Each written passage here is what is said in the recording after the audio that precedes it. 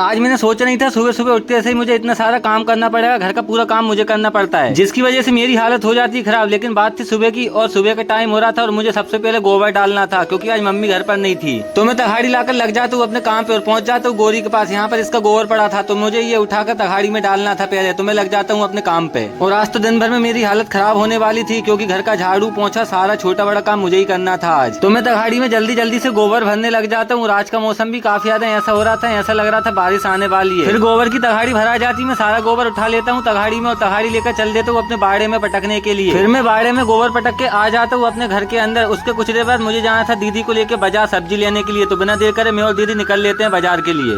दीदी कल ही भोपाल से आई और आज मैं उनको बाजार लेकर आ गया हूँ। और कुछ देर बाद हम पहुंच जाते सब्जियों के ठेले पर। हमको यहाँ से बहुत सारी सब्जियां लेनी थी, तो बिना देर करे हम सब्जियां लेने लगते हैं। कुछ देर बाद सारी सब्जी खरीद लेते हैं, उसके बाद चल देते हैं अपने घर की ओर। घर पहुंच के मुझे जाना था चक्की पे आटा पिसाने के लिए। तो बिना देर करे मैं आटे की बोरी को अपनी गाड़ी पर आगे रख के चल देता हूँ। मैं कुछ देर बाद पहुंच जाता हूँ चक्की पर। यहाँ पर किसी का आटा पिस रहा था पहले से ही, तो मुझे देर लगने वाली थी, इसलिए मैं बोरी को चक्की पर रख के आ जाता हूँ अपने घर पर।